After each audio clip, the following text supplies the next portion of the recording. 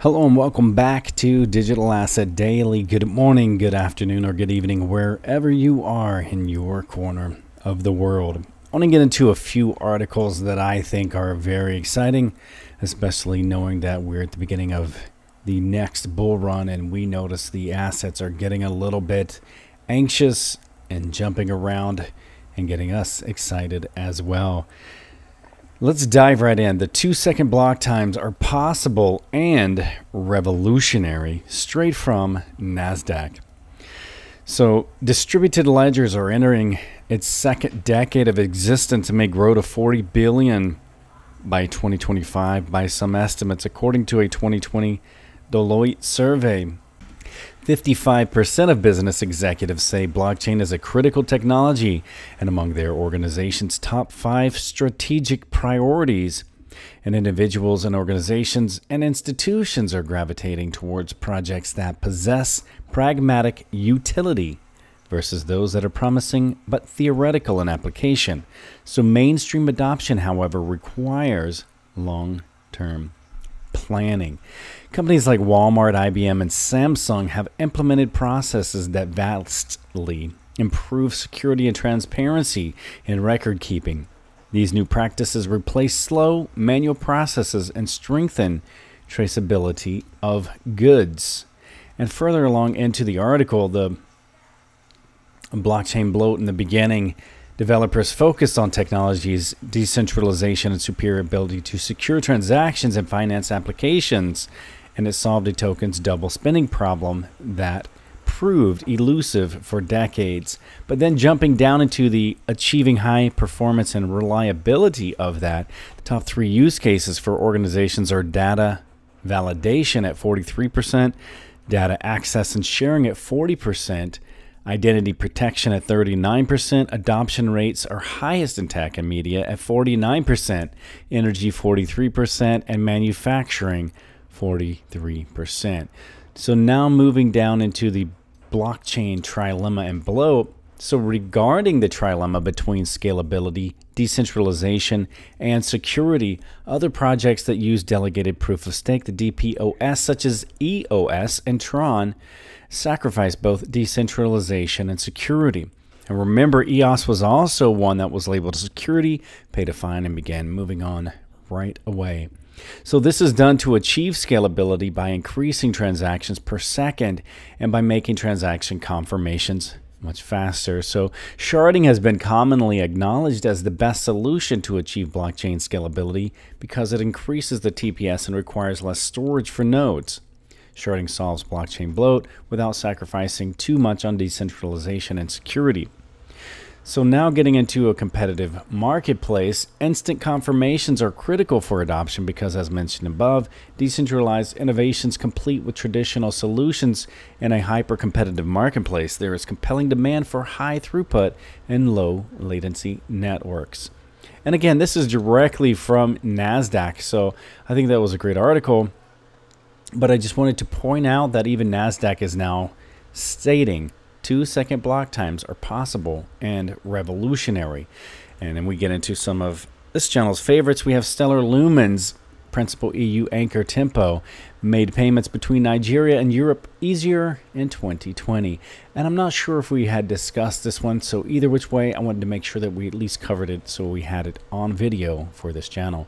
Now, a reminder too, from last year, the World Economic Forum names XRP as a crypto asset most relevant in the central bank digital currency space.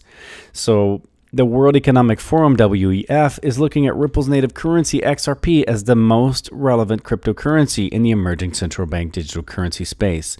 Having said that, that is the reason I have no concerns, as 95% of Ripple partners are outside of the USA. Obviously, we want great regulatory clarity here in the USA, as we are an effective market and a very financially stable market for them. So it is important. But at the same time, having said that, we know the World Economic Forum is a major player in the global financial system. And for them, they've named XRP as the crypto asset most relevant in central bank digital currency space.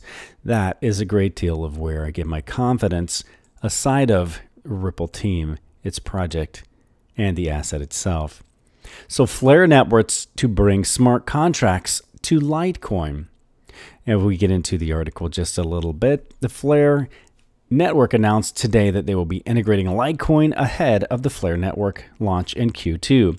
According to the tweet from Flare Networks, this integration will allow LTC to be used trustlessly on Flare with Ethereum-style smart contracts and gives LTC interoperability and composability. And I think that will be a great asset as far as for Litecoin to help move it along into the future. Usability and scalability for that asset. Now moving into the next article, Vechain Thor is the latest version released with a major improvement and fixed issues.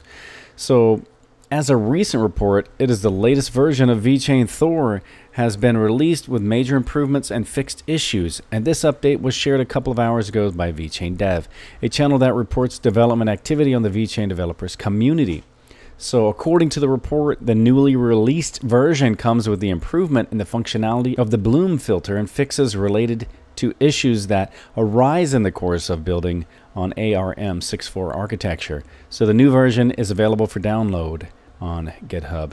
The Vechain Thor has released the version 1.4.0 upgrade, and that is the release that improves the bloom filter and fixes the issues when building on the ARM64 architecture.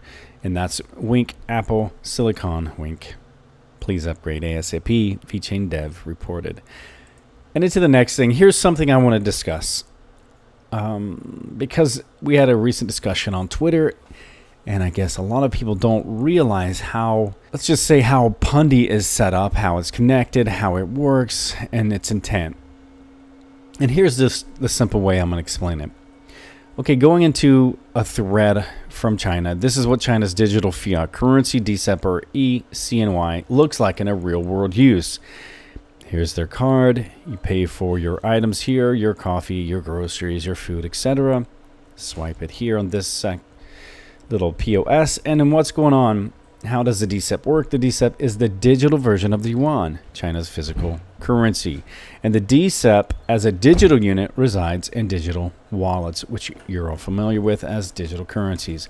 Now into the next article here, the APOS-A8, which is the little point of sale. Let's go back one more right here from China. Now if we come into this APOS-A8, it's directly on Ingenico.com from their website. Now what I want to say here is Ingenico partners with Fintech Pundix to enable crypto transactions around the world. So the global leader in seamless payment and Singapore-based Fintech Pundix have just announced a major milestone in the global adoption of crypto payments, as Pundix has completed the integration of their XPOS software with the point of sale APOS-A8 devices of Ingenico.